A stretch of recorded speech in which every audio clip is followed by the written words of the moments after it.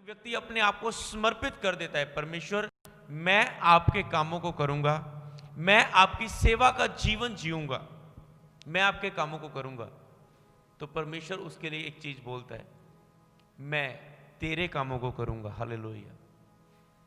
तू मेरे पीछे आएगा, दुनिया की चीजें तेरे पीछे पढ़कर तुझे मिलेंगी, निश्चय भलाई और करुणा जीवन पर तेरे साथ साथ बनी रहेंगी। भलाई, करुणा, करुणा से वो हमें दिन दिखाता है, उसकी भलाई सदा की है।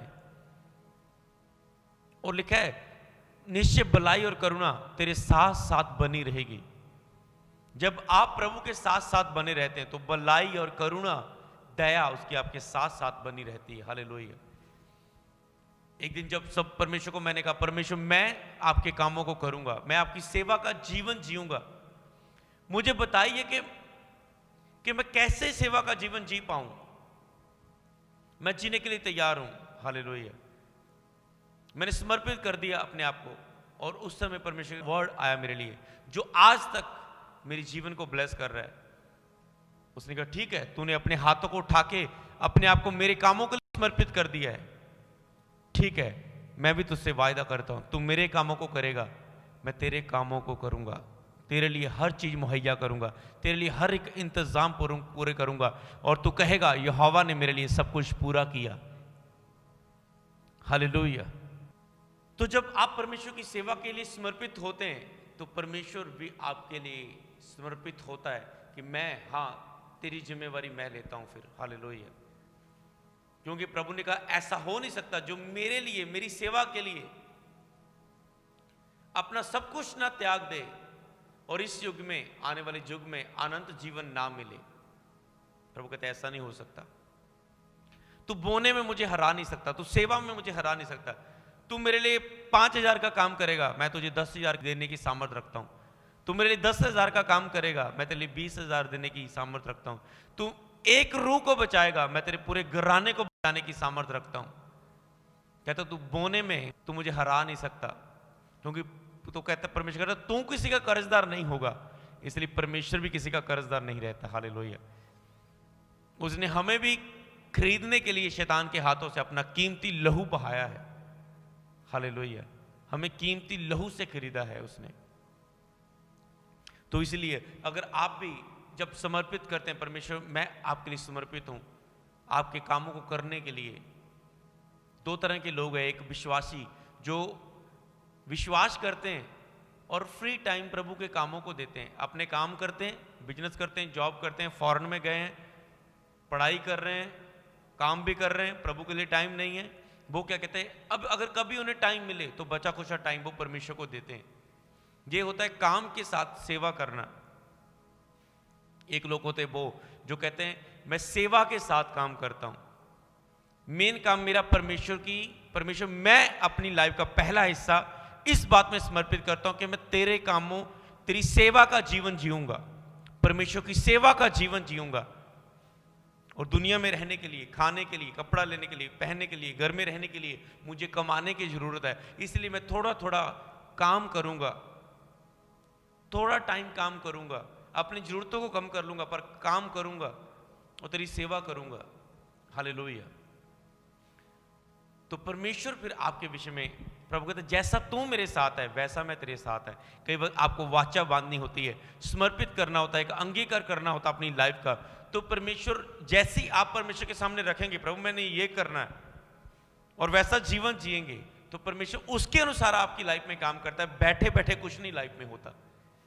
जैसा आप डिसीजंस अपनी लाइफ का बना के रखते हो, परमेश्वर मैं करूंगा, मैं जाऊंगा, मैं लूंगा रिस्क, मैं करूंगा ये काम, मैं करूंगा प्रार्थना लोगों के लिए, मैं बनूंगा प्रार्थना योद्धा, मैं सहूंगा हर विरोध, मैं उस इलाके में जाऊंगा यहां पर विरोध होता है, तो परमेश्वर फिर आपके लिए खड़े होते हैं। हालेलुया। आपके डिसीजंस के अनुसार, आपके फैसले के अनुसार प्रभु आपकी लाइफ में काम करता है। मैं आपसे पूछना चाहता हूं कि आपने मसीह में चलते कुछ फैसले लिए हैं? क्या समर्पित किया कुछ पार्ट में, चाहे कुछ भी हो जाए मैंने ये करना है? कई लोगों ने समर्पित किया, चाहे कुछ भी हो जाए मैंने ये चर्च नहीं छोड़नी, चाहे कुछ भी हो जाए मैंने ये अपनी ड्यूटी नहीं गंवानी, चाहे कुछ भी हो जाए मैंने ये सेवा नहीं छोड़नी, चाहे कुछ भी हो जाए मैंने इसी इलाके में सेवा करनी बंद नहीं करनी। डिसीजंस होते हैं लोगों के, फैसले, उसके अनुसार प्रभु उनके लाइफ में काम करता है। और जब मैंने डिसीजन लिया कि परमेश्वर मैं आपके कामों को करूंगा, तो अब मैं मेन बात आपको बताना चाहता हूं। मैंने कहा प्रभु मैंने डिसीजन तो ले लिया, फैसला तो ले लिया कि मैं परमेश्वर के कामों को करूंगा, पर प्रभु की सेवा का जीवन कैसा है जिसे मुझे जीना होगा। अब मुझे नहीं पता था प्रभु की सेवा का जीवन क्या है। और दुनिया में सबसे बड़ा काम कौन सा है बताऊं आपको? दुनिया में सबसे बड़ा काम फॉरेन जाना नहीं है, कोई अच्छा बिजनेस करना नहीं है, जहां मिलियन बिलियन तक सबसे बड़ा अमीर व्यक्ति बनना नहीं है। दुनिया से सबसे बड़ा काम परमेश्वर की सेवा करना है, अगर आप इसे समझे तो, जो इस युग में भी आने वाले युग में भी काम आएगा। दुनिया में एक बड़ा मिलियन बिलियन व्यक्ति बनना जो इस संसार तक का ही है, क्या जाने कि उसकी आने वाली जनरेशन उस सारी संपत्ति को खत्म कर दे। हालेलुया। तो जब मैं सोच रहा था कि प्रभु मैंने समर्पित तो कर दिया कि हाँ मैं तेरी सेवा मेरे लिए फर्स्ट, मेरा काम, मेरा परिवार, मेरी अपनी लाइफ की इच्छाएं, मेरा स्वार्थ, सब कुछ बाद में। तो अब मुझे पता नहीं था कि मैं प्रभु की सेवा का जीवन में क्या जीऊं। और एक समय परमेश्वर ने बाइबल में एक वचन, एक अध्याय के द्वारा मुझसे बात की कि मेरी सेवा का जीवन जे है, जे पूरा अध्याय है। अगर तू इस अध्याय को अपने जीवन में लागू कर ले तो तू मेरा विश्वास योग्य सेवक होएगा। वो कहता है प्रभु ये मेरा प्रभु गवाही देगा आपके विषय में कि तू विश्वास योग्य मेरा सेवक है। सेवक होना बड़ी बात नहीं है, विश्वास योग्य, जिस पर प्रभु भरोसा कर सके, ऐसा सेवक प्रभु मुझे बना जिस पर तू भरोसा रख सके। और जिसके ऊपर प्रभु बिलीव कर सकता है उसको वो मसा कर सकता है। याद रखो, अगर प्रभु को बिलीव है, जे कभी मेरा इनकार नहीं करने वाला, इसके फेथ को मैं जानता हूं, इसके मुंह के शब्दों को मैं जानता हूं, इसकी लाइफ में कोई भी परिस्थिति आई इसका विश्वास नहीं गया, मैं इसके ऊपर भरोसा कर सकता हूं। इसकी लाइफ में बीमारी पर बीमारी आई, इसने विश्वास नहीं छोड़ा, मैं इसके ऊपर भरोसा कर सकता हूं। इसकी लाइफ में बड़ा नुकसान हो गया फिर भी इसने आनंद नहीं गवाया, मेरी हजूरी में आना नहीं छोड़ा, इसके ऊपर मैं भरोसा कर सकता हूं। जे अपनी लाइफ में बहुत कुछ खो चुका फिर भी इसने कुड़कुड़ाया नहीं, मैं इसके ऊपर भरोसा कर सकता हूं। मैं पूछना चाहता हूं कि आप परमेश्वर आपके ऊपर भरोसा कर सकता है? अगर हां तो वो आपको अभिषेक भी कर सकता है अपनी सेवा के लिए, अपने कामों के लिए। हालेलुया। तो प्रभु की सेवा का जीवन क्या है जो प्रभु ने मुझे इसमें चलने को कहा और मैंने फिर चलना शुरू किया। अगर आप प्रभु की सेवा को फर्स्ट रख रहे हैं, सेकंड अपनी लाइफ को रख रहे हैं, तो सेवा का जीवन कैसे होना चाहिए? आओ हम परमेश्वर के वचन की ओर चलें। हम रोमियो की किताब उसका 12 अध्याय, पूरा 12 अध्याय पढ़ेंगे, 1 आयत से लेकर 21 आयत तक। जे 21 वचन परमेश्वर की सेवा का जीवन है। अगर आप प्रभु की सेवा करना चाहते हैं तो जे बातें, अगर सेवा में आपके पास जे बातें हैं तो प्रभु कहेगा तुम मेरे कामों को कर, मैं तेरे कामों को करूंगा। प्रभु आपसे आज एक वायदा करेगा कि अगर आप इन वचनों पर चलने के लिए तैयार हैं तो देखना, बैठे बैठे उद्धार के कामों को, बैठे बैठे अपनी हीलिंग होते हुए, बैठे बैठे अपने कर्जे उतरते हुए, बैठे बैठे अपने वीजे लगते हुए, बैठे बैठे बेबी ब्लेसिंग होती हुई, बैठे बैठे अपनी बीमारियों को जाता हुआ, अपना दुष्ट आत्मा से छुटकारा पाता हुआ, बैठे बैठे मसा के द्वारा यूज होता हुआ। हालेलुया। पढ़ेंगे उन वचनों को। सबसे पहले रोमियो 12 अध्याय। इसलिए हे भाइयों, मैं तुमसे परमेश्वर की दया स्मरण दिलाकर विनती करता हूं। कहता है मैं तुझे परमेश्वर की दया याद दिलाकर विनती करता हूं। सबसे पहले नंबर 1 नोट कर लो, आपको अगर सेवा का जीवन जीना है, आपको परमेश्वर की दया को स्मरण करना है, याद करना है कि मैं कहां से निकला हूं, कि मैं कहां था, आज कहां आ चुका हूं। कई बार मैंने देखा कि चर्च में टीम में लोगों को जॉब दी गई, जब वो उनको सिलेक्ट किया गया उनके शब्द कुछ और थे, पर आज उनके शब्द कुछ और है। वो भूल गए कि मैं कहां था, और प्रभु के दास ने मुझे एक ड्यूटी दी, चुन लिया।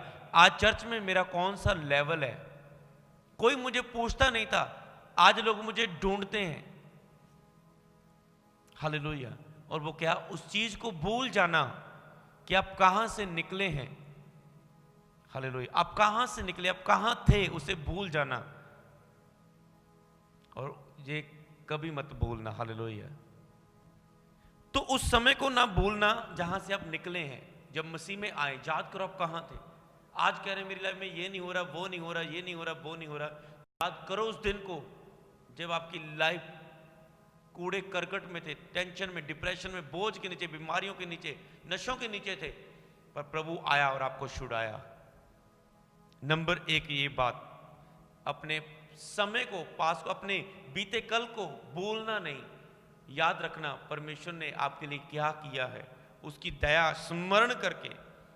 हे भाइयों, मैं तुमसे परमेश्वर की दया स्मरण दिलाकर विनती करता हूं।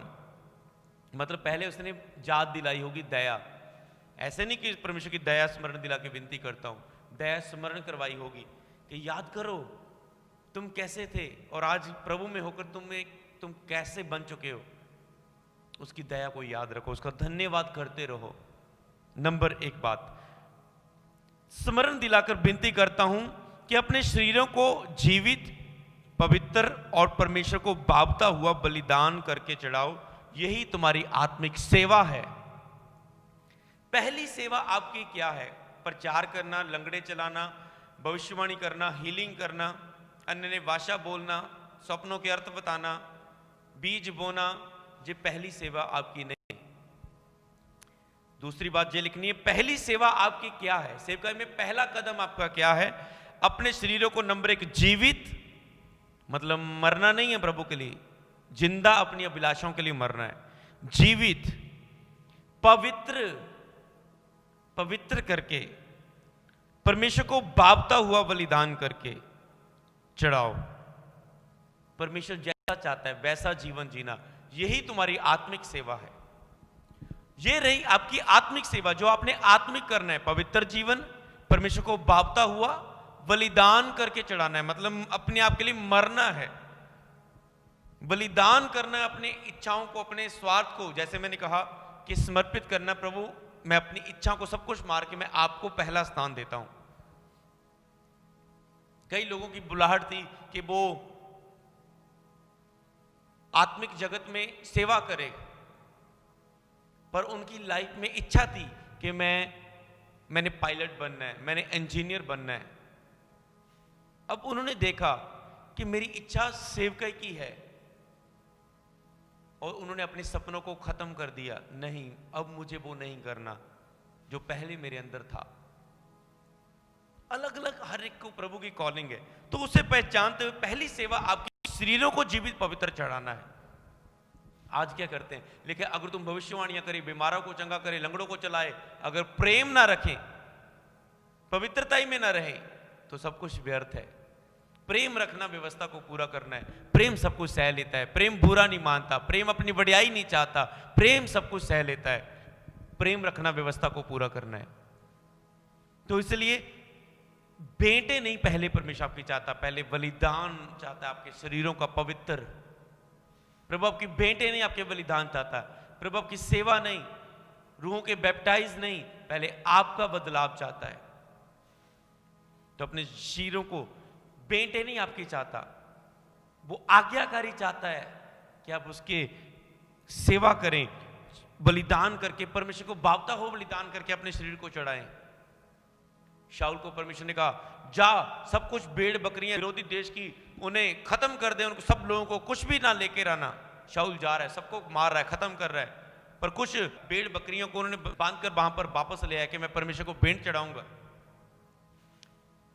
सैमुएल आया, कहता ये मैं क्या दिख रहा हूं, परमेश्वर ने तो कहा था कि तू जा और सब कुछ खत्म कर दे, ये मैं क्या दिख रहा हूं, मैं कर रही हूं बकरी। कहता है तूने परमेश्वर की आज्ञा को तोड़ा है, अब तेरा राज्य और तुझसे छीन लिया जाएगा, किसी और को दे दिया जाएगा। कहता सचमुच ये परमेश्वर ने कहा? कहता हाँ। और शाऊल रोने लगा कि मैंने यहोवा के विरुद्ध गलती कर दी। तो इसीलिए परमेश्वर कहता है मैं तेरी भेंट नहीं चाहता, पहले मैं आज्ञाकारी चाहता हूं। एक आप स्टोरी को जानते, बैलों ने ठोकर खाई, परमेश्वर का संदूक गिरने लगा, एक व्यक्ति ने उसे पकड़ना चाहा, उसी वक्त उसकी डेथ हो गई। प्रभु कहता है मुझे तेरी सेवा नहीं चाहिए, मेरी आज्ञाकारी। अगर लेवी लोग इसे उठा सकते, पकड़ सकते, छू सकते, तो वही छुएंगे। तो रूल से बाहर नहीं काम कर सकते, चाहे वो बली बात ही क्यों ना है, चाहे वो स्पेशल सीट क्यों ना है, पर तेरी भेंट से पहले, काम से पहले मुझे आज्ञाकारी चाहिए। हालेलुया। ये हुई दूसरी बात। अब दूसरी आयत को पढ़ेंगे, तीसरी बात को, इस संसार के सदस्य ना बनो, परंतु तुम्हारे मन के नए हो जाने से तुम्हारा चाल चलन भी बदलता जाए। परमेश्वर की सेवा के जीवन में एक और बात, संसार के सदस्य नहीं बनना आपने, तुम्हारे मन के नए हो जाने से तुम्हारा चाल चलन भी बदलता जाए। अगर आपका प्रभु में आके आपका मन नया हो चुका है, आपने पुराने काम छोड़ दिए, अब आपका चाल चलन भी बदलना चाहिए। ऐसा नहीं कि वही काम फिर से गाली निकालना, गंदी बातें करना, गंदी निगाह से देखना, वो फिर बातें तेरी तू दोहराता रहे। तुम्हारा चाल चलन भी बदलता जाए, तुम्हारा कैरेक्टर चेंज होना चाहिए प्रभु में आने के बाद, जिससे तुम परमेश्वर की बलि बाप्ती और सिद्ध इच्छा अनुभव से मालूम कर सकें। परमेश्वर की सेवा में चलने के लिए अगला पॉइंट क्या है कि उसकी बलि बाप्ती और सिद्ध इच्छा जानना जरूरी है। अगली बात लिख लो, परमेश्वर की सेवा करते वक्त उसकी बलि बाप्ती सिद्ध इच्छा को जानना जरूरी है। ऐसा ना हो कि परमेश्वर की इच्छा फौरन जाने की है और आप यहां पर सेवा कर रहे हैं, परमेश्वर की इच्छा सेवा करने की, आप फौरन का ट्राई कर रहे हैं। परमेश्वर की इच्छा है कि आप यहीं बिजनेस करें, आप फॉरेन जा रहे हैं। परमेश्वर की इच्छा आप फॉरेन जाएं, आप बिजनेस प्लान कर रहे हैं। परमेश्वर की इच्छा है आप 1 साल 2 साल मैरिज और वेट करें, आप चाहते हैं नहीं जल्दी करनी है।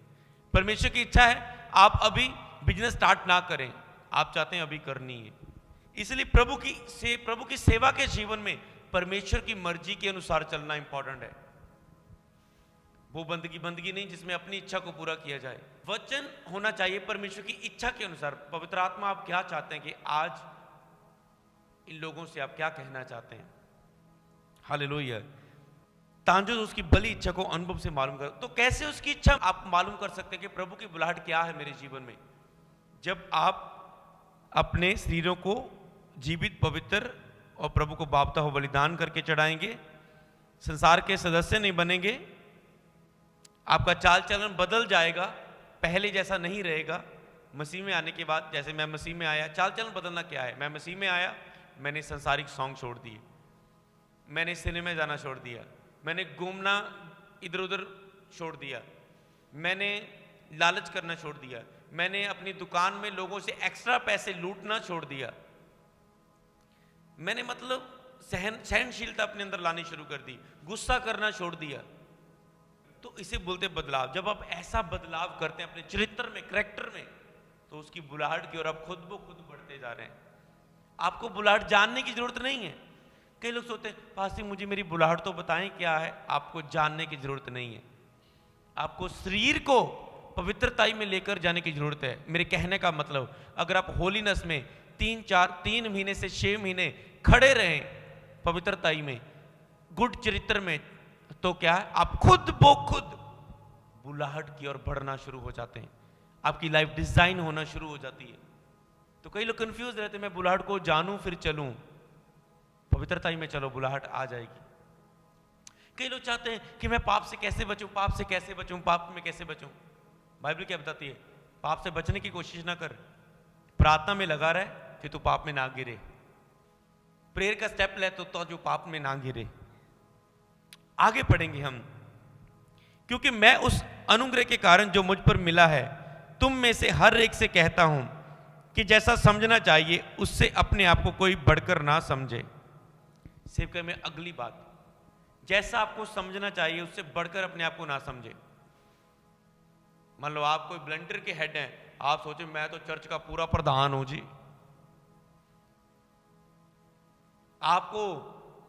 आपके द्वारा 2-3 लोग हील हो गए और आप कहे मैं तो पास्टर से भी ज्यादा आत्मिक बन गया हूं, मुझे अब कोई चर्च अटेंड करने की जरूरत नहीं, मैं खुद सेवा कर सकता हूं। कई वक्त घमंड आ जाता है। नहीं, मेरी प्रार्थना प्रभु ज़्यादा सुनता है।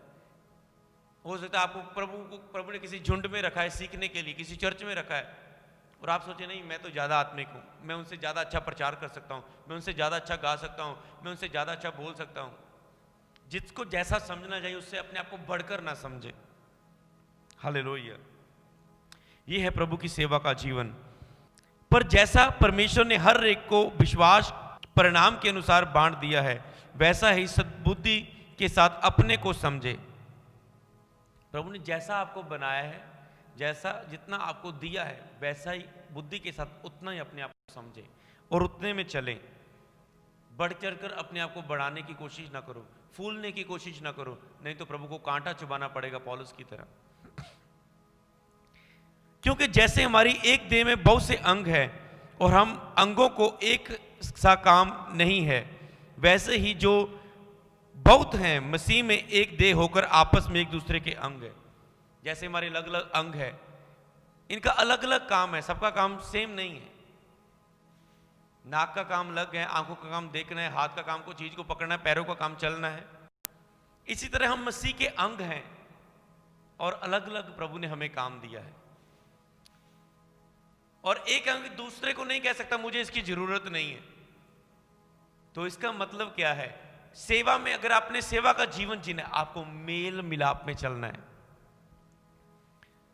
आज किसी बहन को कहे ना, आप 5-6 बहनें मिलकर प्रार्थना किया करो, महीना चलेंगे, एक महीना भी, एक दिन भी आगे नहीं चल पाएंगे। वो जी अपने आप को क्या समझ दी है, ये अपनी ये तो लंबियां प्रार्थना कर दी है, इनू ऐ नहीं करना, ये अपने अपन बड़ी शेकी मार दिया, ये बड़ा ईगो रख दिया,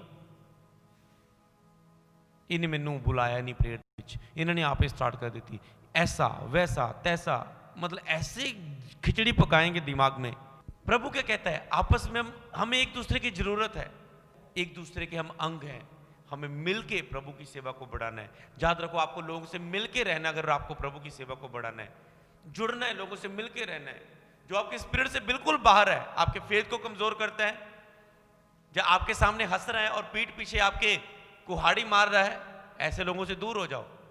पर जो रियल है, जितनी आप लोगों से अटैचमेंट रखोगे उतना प्रभु में बढ़ेंगे। जितनी आत्मिक लोगों से आपकी अटैचमेंट है, मैं आपसे पूछना चाहता हूँ, कितने आत्मिक फ्रेंड है आपके, कितने आत्मिक दोस्त है? मेरे स्पिरिचुअल ब्रदर्स हैं, मेरे स्पिरिचुअल फादर हैं, मेरे स्पिरिचुअल सन्स हैं। कभी मैं अपने सन्स को बुलाकर उनके साथ प्रेयर करता हूँ, कभी अपने ब्रदर्स के साथ प्रेयर करता हूँ, कभी अपने फादर के साथ मिलता हूँ, कभी ऐसे लोग हैं जिन्होंने मुझे प्रभु में वचन बताया है उनके साथ टाइम स्पेंड करता हूँ, कभी ऐसे लोग हैं जिनके द्वारा मैंने पवित्र आत्मा को पाया, उन लोगों से मिलता हूँ, संगति करता हूँ। कई वक्त हम फोन पे आपस में प्रभु के दास मिलके प्रार्थना ही करते हैं। तो जी प्रभु की सेवा का जीवन है। ऐसे आप बढ़ सकते हैं प्रभु के इस कामों में, अनॉइंटिंग में, सामर्थ में। नोट कर रहे हैं सभी बातों को जो आपकी सेवा में काम आएगा। अगर आप पास्टर हैं, मुझे देख रहे हैं, तो इस वचन को सुनने के बाद सुपर डुपर ब्लेस होने वाले हैं आप। प्रभु आपको बहुत बढ़ाने जा रहा है यीशु मसीह के नाम में। वैसे हम भी जो बहुत हैं, एक दूसरे की देह में, आपस में एक दूसरे के अंग हैं। जबकि 6 आयत में लिखा है, जबकि उस अनुग्रह के अनुसार जो हमें दिया गया है, हमें भिन्न भिन्न वरदान मिले हैं। तो जिसको भविष्यवाणी का दान मिला है, वह विश्वास के परिणाम से भविष्यवाणी करे। जिसको प्रोफेटिक अनॉइंटिंग मिली है, वो भविष्यवाणी के विश्वास से। कई लोग प्रोफेटिक बोलने से डर जाते हैं, विश्वास से भविष्यवाणी करे वो। लेकिन जिसे भविष्यवाणी का वरदान मिला, वो विश्वास के साथ बोले, घोषणाएं करें, धीरे धीरे वो भविष्यवाणी करेगा। हालेलुया। विश्वास का दान मिला, वह विश्वास के परिणाम के अनुसार भविष्यवाणी करे। 7 आयत में लिखा है, यदि सेवा करने का दान मिला हो तो वह सेवा में लगा रहे। यदि कोई सिखाने वाला है तो वह सिखाने में लगा रहे। हो सकता है आपको प्रभु ने वचन की शिक्षा दी, आप दूसरों के साथ शेयर करें, लोगों से मिले, मसीह कमजोर मसीहों से मिले, उनके घरों में जाएं, चर्च में मीटिंग खत्म होने के बाद एक दूसरे से मिले। तो जिसको सिखाने की सेवा मिली, मैं सिखाने में लगा रहे। जो उपदेशक हो वह उपदेश देने में लगा रहे। दान देने वाला, जो उपदेशक है, वो उपदेश देने में लगा रहे। दान देने वाला उदारता से दे। जिसे बोना है, जो ऑफरिंग बोता है, कई लोगों को ऑफरिंग बोने का गिफ्ट दिया है प्रभु ने, वो अपने बीजों के द्वारा सेवकाई बढ़ाते हैं। कई लोग बोते हैं और बोते जाते हैं। प्रभु कहते हैं दान देने वाला उदारता से देता रहे। कई लोग बोते हैं और बोते जाते हैं, कई लोग बोने के बाद स्टॉप कर देते हैं। इस मिनिस्ट्री में बहुत सारे लोग बोने वाले जुड़े। कई लोगों ने बीज ऑफरिंग बोई, 1 बार 2 बार 3 बार, अब आगे वो नहीं बढ़ पाए इस मिनिस्ट्री के साथ। कुछ लोग बोना शुरू किया उन्होंने इस मिनिस्ट्री में और आज तक बो रहे हैं और वो ब्लेस है इस मिनिस्ट्री के द्वारा जुड़ने के द्वारा। प्रभु ने यूज कर रहा है माइटी पावर के साथ, ब्लेस टेस्टमनियों के साथ। लेकिन जो दान किसी भी आप मिनिस्ट्री में बोते हैं, तो मेरा मैसेज है, बोने वाला लगातार बोता रहे, सिखाने वाला सिखाता रहे, दान देने वाला उदारता से देता रहे। जो अगुवाई करे वह उत्साह से करे, जो दया करे वह हर्ष से करे। हालेलुया। कहीं अगुवाई करता है, आपको अगुआ ठहराया हो सकता है 2-4 जनों में, करते जाएं। कई वक्त मैं चर्च में अगुआ ठहराता हूं कि ठीक है, इन 4 बंदों के ऊपर तू फोरमैन, इन चारों से तूने काम करवाना है। और वो उसे नहीं पता उसके पास एक गिफ्ट मिल चुका है, उसे एक ड्यूटी मिल चुकी है अगुवाई करने की 4 बंदों की। अब मैं मैन ऑफ गॉड को बेस्ट करके दिखाऊं। पर वो कहता है, पास्टर जी तो मेरी सुनते नहीं, ये तो मेरा मजाक उड़ाते हैं, ये मुझे तंग करते हैं, ये मुझे पंच करते हैं अपनी बातों से, ये मुझे रुला देते हैं, ये सब तो अपने आप को क्या समझता है, ये मेरे अधीन नहीं है।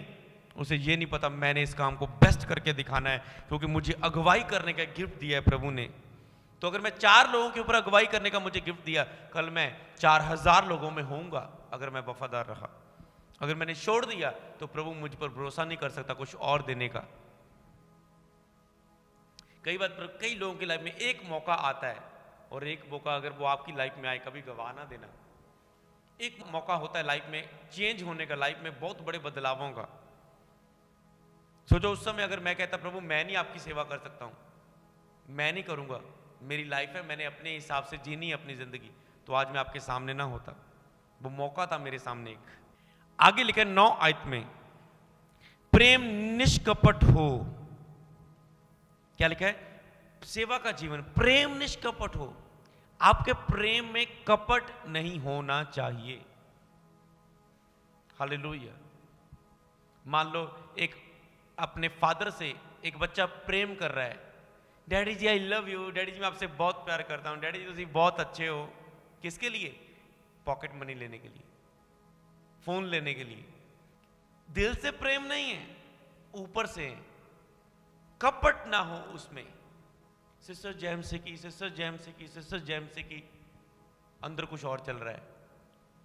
आज सिस्टर वो आई नहीं, आज सिस्टर से की आवाज नहीं सुनी, बोल सिस्टर सिस्टर रहे हैं, अंदर कुछ और चल रहा है। उसमें गलत बातें नहीं आपने करनी, गंदी बातें नहीं करनी। ऐसा ना हो कि प्रार्थना आप 15 मिनट करें और अपनी फ्रेंड से आप 1 घंटा बातें करें। तो प्रभु से बढ़कर किसी चीज को आदर देना, टाइम देना, वो एक मूर्ति पूजा के बराबर हो जाता है। तो प्रेम तुम्हारा निष्कपट हो, उसमें कपट ना हो, उसमें गंदगी ना हो, उसमें एक लालच ना हो, उसमें एक मतलबी बात ना हो। हालेलुया। तो इसी चीज को बोलते हैं प्रेम निष्कपट हो। बुराई से घृणा करो। बुराई से क्या करो? घृणा करो। जहां आपको बुराई लग रही है वहां पर घृणा करो।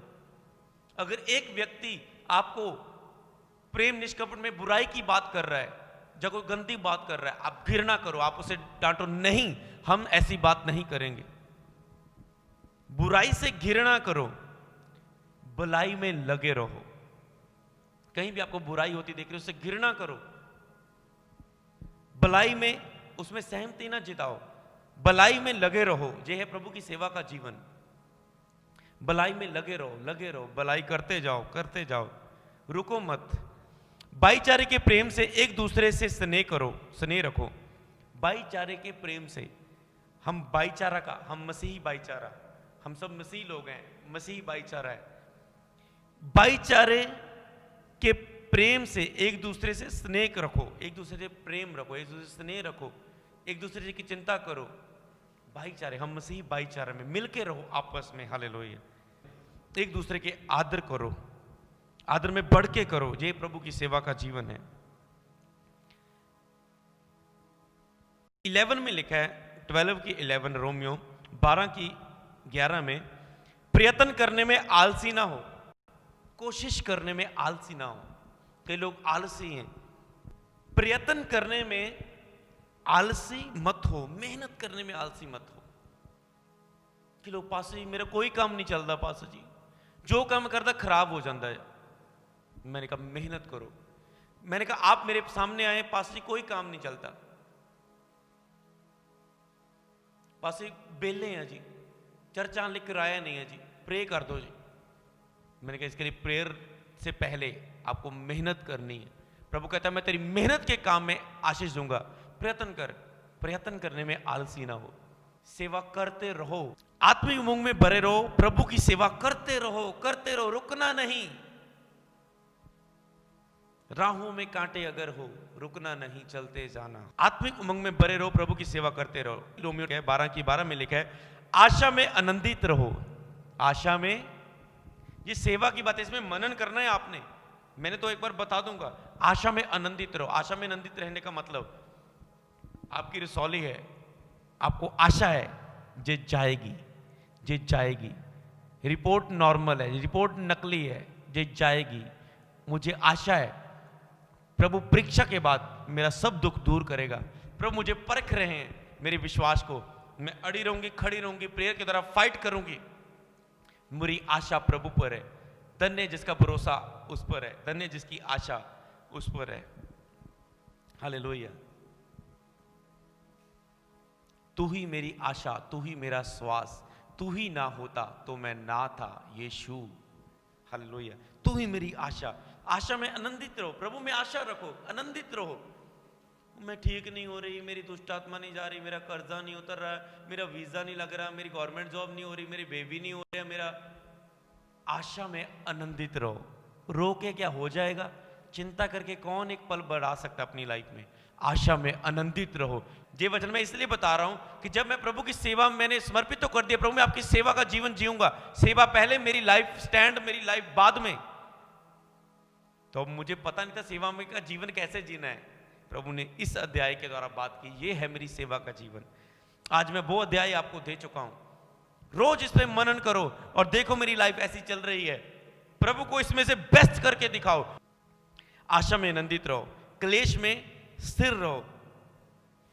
क्लेश में आपको खड़े रहना है। हो सकता है कई बार आपके घर में क्लेश का समय आए, घर का माहौल खराब हो जाए, कुछ घटी का समय आ जाए, कुछ दुख का समय आ जाए, क्लेश में स्थिर रहो। ऐसे लोग ही प्रभु की सेवा के लिए यूज हो सकते हैं। प्रार्थना में नित्य लगे रहो, प्रार्थना में निरंतर लगे रहो कि तुम परीक्षा में ना पढ़ो। लगे रहना है प्रार्थना में, आत्मा में चलते फिरते प्रार्थना। इसका मतलब ये नहीं कमरे में बैठे रहना है, आपका मन प्रभु के साथ जुड़ा रहे, इसे बोलते हैं निरंतर प्रार्थना। पवित्र लोगों को जो कुछ आवश्यक है उनमें उनकी सहायता करो, पहुनाई करने में लगे रहो। पवित्र लोगों में कहता है जो कुछ आवश्यकता है उनमें उसकी सहायता करो। आप जिस भी चर्च जाते हैं, जिस भी प्रभु के दास के साथ जुड़े हैं, जिसके भी स्पिरिचुअल सन्स हैं, आप पवित्र लोगों को जो कुछ आवश्यक है उनमें उनकी सहायता करो। जो प्रभु के दास है उनकी सहायता करो।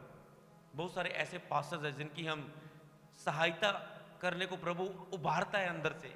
इनकी लाइफ में इतना बो, इस प्रभु के दास के बच्चों की स्कूल की फीस बो, इस प्रभु के दास को ये चीज लेके दे, इस प्रभु के दास को इतने पैसे उधार जो मांग रहा है इसे मना मत कर, इसे दे दे। मतलब क्या है? पवित्र लोगों को जो कुछ आवश्यक है उनमें सहायता करो, उनमें उनकी मदद करो। जब पवित्र लोगों की मदद करो, उन्हें मांगने वाला मत बनाओ। याद रखो, कई लोगों को मैंने देखा प्रभु के दासों से कहते हैं पास्टर जी किसी चीज की जरूरत हुई तो बताना। हालेलुया। अरे क्यों प्रभु के दास को मांगने वाला बनाते हो? इस मिस्ट्री को जो बड़े लेवल पर स्टैंड होगी, इसका एक विजन है। जितने प्रभु के दास, क्योंकि मैंने देखा कितने कष्टों में हम चर्च में निकले, और चर्च में जब हम थे, जब मैं एक चर्च में था, जाता था, हर चर्च में हमें निकाल देते थे। कई जगह हमें एक अच्छा हॉल मिलता था, उसका 7,000 किराया था, पर हमारी चर्च का बजट केवल 3,000 किराए का था। मैंने कहा प्रभु कैसा, हम क्यों नहीं कर पा रहे? कई बार मैं बोलता था पास्टर जी आप यही हॉल लो, इसमें ज्यादा लोग अच्छे तरह से बैठ सकते हैं, प्रॉब्लम नहीं आएगी, अलग अलग एरिया सही है, 2,000 मैं डालता हूं चर्च के किराए में। हर वक्त प्रभु के दासों के साथ खड़ा हो जाता था, हर जरूरत में खड़ा हो जाता था। चर्च के टेंट लेने में, दरियां लेने में, कुर्सी लेने में, प्रभु के दासों की पर्सनल जरूरत में। आप जिस भी चर्च जाते हैं, अपने प्रभु के दास के जीवन में बो। अगर वो फाइनेंशियली स्ट्रांग नहीं है तो खास करके उनकी पर्सनल लाइफ में भी अपने बीज को आप बो सकते हैं, अगर प्रभु आपको हिला रहा है अंदर से। क्योंकि जो वचन बता रहा है, मैं आप अपने लिए नहीं मांग रहा हूं, मैं आपको आपके पासों के लिए करने के लिए बोल रहा हूं। हालेलुया। चाहे वो प्रभु के दास है, चाहे कोई भी प्रभु का एक इवेंजलिस्ट सेवा कर रहा है, तो आपको इन चीजों को समझना है। बहुत गहराई है इसमें, ठीक है। पवित्र लोगों को जो कुछ आवश्यक है उनमें उनकी सहायता करो, पुरनाई करने में लगे रहो, अपने सताने वालों को आशीष दो। जो आपको सेवा का जीवन में जो आपको सता रहे हैं, अपने सताने वालों को आशीष दो। अपने सताने वालों को क्या दो? आशीष दो। कभी भी सेवा में जब प्रभु के नाम के लोग आपको सताएं, उन्हें बोले प्रभु तुझे आशीष दे, गॉड ब्लेस यू। ऐसा नहीं अंदर से प्रभु तुझे आशीष दे, अंदर से गुस्से से नहीं, अंदर से सब कुछ उनकी बातों का बिना बुरा माने। ऐसा नहीं कि अंदर से हाइपर हुए, अंदर से दिल टूट गया है, अंदर से रोने को मन कर रहा है, प्रभु इसे ब्लेस कर, ये नहीं जानता ये क्या कर रहा है। नहीं, आराम से। नहीं, मैंने असर नहीं होने देना, मैंने अपनी बेइज्जती के लिए मरना है अपने आप के लिए। वो मेरी बेइज्जती होगी चार बंदे, नहीं, मैंने बेइज्जती के लिए मरना है। प्रभु तुझे आशीष दे, प्रभु तेरा भला करे। अपने सताने वालों को आशीष दो, आशीष दो, श्राप ना दो। कंट्रोल। वो शैतान ऐसी सिचुएशंस, हालात लेकर आता ना कि मैं मुंह से श्राप दूं उन्हें और बोलूं उनसे ये हो जाए वो हो जाए, अपना गुस्सा निकालूं, तो मैं श्राप तो दे देता, उनका तो बुरा होता देख लेता, पर मेरे शब्दों के द्वारा मैं कभी आगे मसीह में बढ़ नहीं पाता। क्योंकि जो मसीह गिफ्ट देता है उसे सेवा के लिए देता है, अपनी लाग डांट पूरा करने के लिए नहीं, अपने गुस्से को निकालने के लिए गिफ्ट नहीं देता परमेश्वर। तो इसीलिए जब आप गिफ्ट का रॉन्ग यूज करते हैं तो उसका अंजाम बुरा होता है, आपकी अनॉइंटिंग खराब हो जाती है। अपने सताने वालों को आशीष दो, श्राप ना दो। मैंने देखा मसीह लोगों को जब लड़ाई करेंगे ना, बस एक बार शुरू हो गए ना, फिर तो सब बातें निकालेंगे मुंह से। आप अपने मुंह के द्वारा श्राप ले रहे हैं अपने ऊपर, गंदगी बोलकर, गाली निकालकर। कभी भी श्राप मत दो। आनंद करने वालों के साथ आनंद करो, जो आनंद कर रहे हैं सेलिब्रेट करो, उनके साथ आनंद करो। आनंद करने वालों के साथ आनंद करो, रोने वालों के साथ रो। कई वक्त कोई दुखी होते हैं, हम उनका हालचाल पूछते हैं, यार उनको वचन के द्वारा बताते हैं, कोई बात नहीं, डेथ हो गई, हर एक ने जाना है, समय पूरा हो चुका है, पर विश्वास एक दिन आप मिलेंगे, वो प्रभु के पास हैं, घबराने की जरूरत नहीं है। तो मतलब रोने वालों के साथ रो, आपस में एक सा मन रखो, एक सा मन रखो। कुछ और बैर विरोध मत करो, इसको पास से ज़्यादा प्यार करते हैं, इसको ज़्यादा आगे रखते हैं, मुझे पीछे रखते हैं, इसका लेवल ऊंचा कर दिया, मुझे नीचे, इसकी सैलरी बढ़ा दी, मेरी नहीं बढ़ाई। आपस में एक सा मन रखो, अभिमानी ना हो, घमंडी ना हो, क्योंकि गिरने से पहले घमंड आता है। परंतु दीनों के साथ संगति रखो। वाओ, दीनों के साथ संगति रखो। जो नम्र लोग हैं, दीन लोग हैं, मसीह में प्यारे लोग हैं, उन लोगों के साथ संगति रखो। परंतु दीनों के साथ संगति रखो। क्या आपकी दीन लोगों के साथ संगति है? आपकी कैसी संगति है? कई वक्त मैं देखता हूँ चर्च में एक नया टीम में मेंबर आया और धीरे धीरे मैं देख रहा हूँ वो, अच्छा उसका दोस्त कौन सा बना, मैं देखता हूँ वेट करता हूँ उसका दोस्त को, अच्छा उसका वो दोस्त बना, अच्छा इसका मतलब यही इसका टेस्ट है। इसने नम्र लोगों को नहीं चुना, अपने जैसे लोगों को चुना। इसका मतलब इसके अंदर भी ऐसी ही फीलिंग जीना ये चाहता है। तो मतलब क्या है? आपस में एक समन रखो, अभिमानी ना हो, परंतु दीनों के साथ संगति रखो। अच्छे लोगों के साथ संगति रखो तो आप वैसे हो जाएंगे।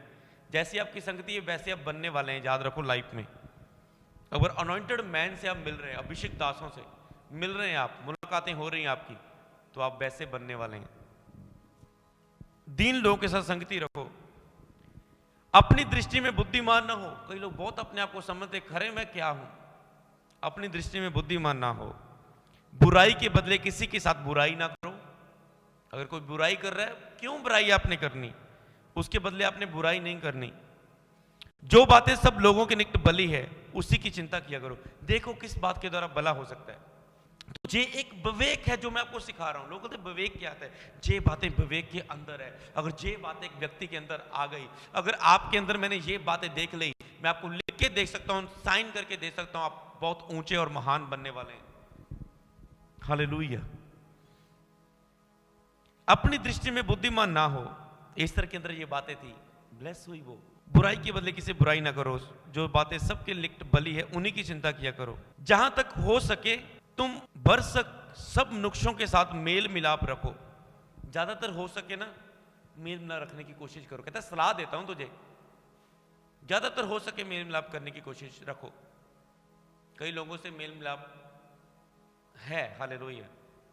कई लोगों से आपको अलग होना ही पड़ता है, पर कहता है ज्यादातर कई लोगों को आपको अलग होना ही पड़ता है, जो आपकी स्पिरिट का नहीं है, जो आपके फेथ को कमजोर कर रहा है, जो आपको बार बार उनकी बातें आपको पंच कर रही हैं, गलत जात आपसे जल रहे हैं, आपके सामने अच्छे हैं, पीठ पीछे आपके बुरे हैं, आपकी टांग खींच रहे हैं, आपसे जल रहे हैं। कुछ लोगों को आपकी लाइफ से जाना, दूर होना जरूरी है। पर ये वचन क्या सलाह देता है? ज्यादा कहता है ठीक है, कुछ लोगों का मेल मिलाप रखना फायदा नहीं है। ये लोग ऐसे होते हैं, अगर उन्हें फिर से आप मेल मिलाप में छेड़ेंगे, फिर से आपकी लाइफ खराब कर देंगे। छेड़ो मत उन्हें, दूर है तो दूर ही रहने दो। पर कहता है ज्यादातर मेल मिलाप रखने की कोशिश करो। जहां पर थोड़ा थोड़ा होता है ना, ठीक है, थोड़ी बनाई रखो। कई लोगों से मैंने भी बनाकर रखी है, थोड़ी थोड़ी, कईयों से ज्यादा। मतलब कह सकते कई पास्टरों के साथ मेल मिलाप रखा है मैंने। मुझे पता है जिस अनॉइंटिंग के जिस तरीके से मैं करता हूं, मैं इन्हें नहीं सिखा सकता हूं। जो मेरे तरीके से नहीं कर सकते, मैं इनके तरीके से नहीं चल सकता हूं। पर इसका मतलब ये नहीं कि मैं इनसे कॉन्टैक्ट तोड़, थोड़ा थोड़ा मेल मिलाप रखते हैं। हम अपने तरीके की बातें नहीं करते, बस आपस में प्रेम करते हैं, बातें करते हैं, हालचाल करते हैं, टाइम स्पेंड करते हैं। कहते ज्यादा पर मेल मिलाप ऐसे रखने की कोशिश करो।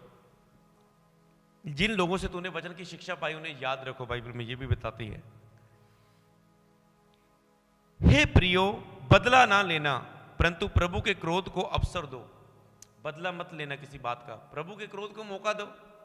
किसने आपके साथ बुरा किया, प्रभु तू देख रहा है, इस व्यक्ति को तेरे हाथों में। मैं नहीं चाहता इसके ऊपर श्राप आए, ये हो, इसके साथ वो हो। और मैं ये भी नहीं कहता क्षमा कर, बस ठीक है प्रभु इसने जो किया, मैं नहीं कहता जी इसने गलत किया। कई लोग पता है, प्रभु देख इसने मेरे साथ गलत किया।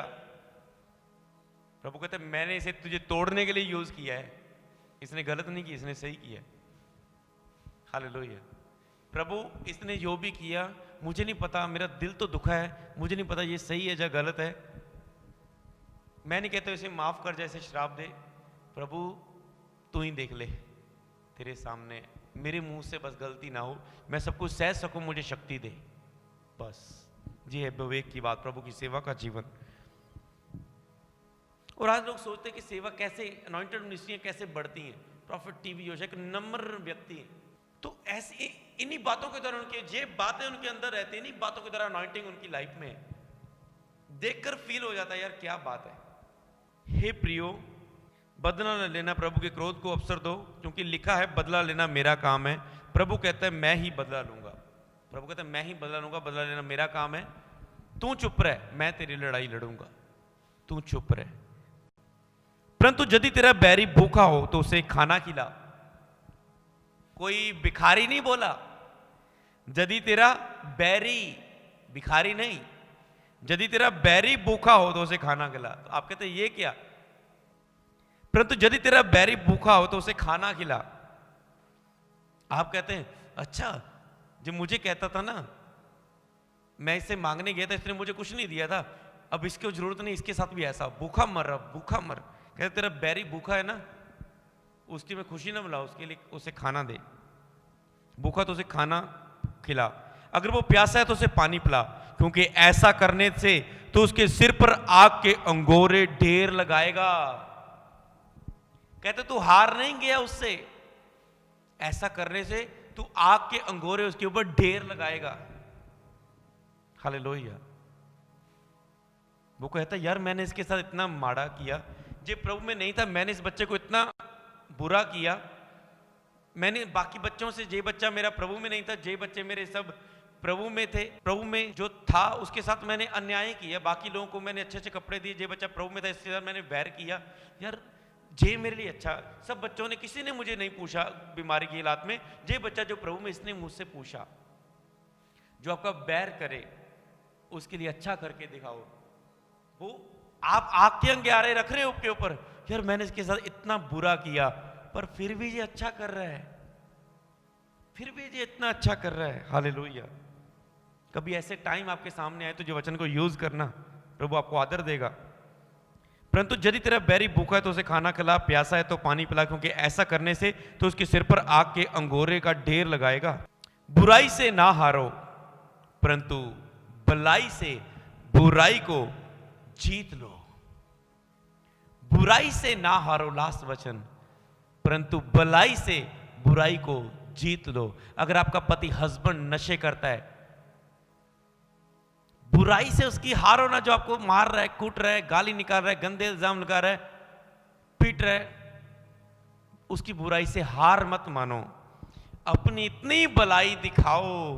वो आपको रात को नशे में उसने गलत गलत बातें बोली, सुबह आप एक अच्छा चाय का कप लेकर जा रहे हो, सुबह आप गर्मा गर्म परोठे उसे उन्हें खिला रहे हो, वो बोलेगा रात को मैंने इतना अपनी वाइफ के साथ गुस्से व्यवहार किया, मुझे लगता है सुबह मैं अपनी वाइफ से सॉरी मांगनी चाहिए पर मैं सॉरी मांग नहीं पाऊंगा। वाइफ अब सुबह मुझसे और लड़ेगी, मैं तो घर छोड़ के चला जाऊंगा, उसने और प्लानिंग बनाई होगी। पर ये क्या हुआ, आपने तो उल्टा ही कर दिया। सुबह गर्मा गर्म परोठे और दोपहर को मटर पनीर की सब्जी बनाकर उन्हें खिलाई। लिखा है बुराई को भलाई से जीत लो, बुद्धिमान स्त्री अपने घर को बनाती है। तो प्रभु इस वचन के द्वारा आपको आशीष दे।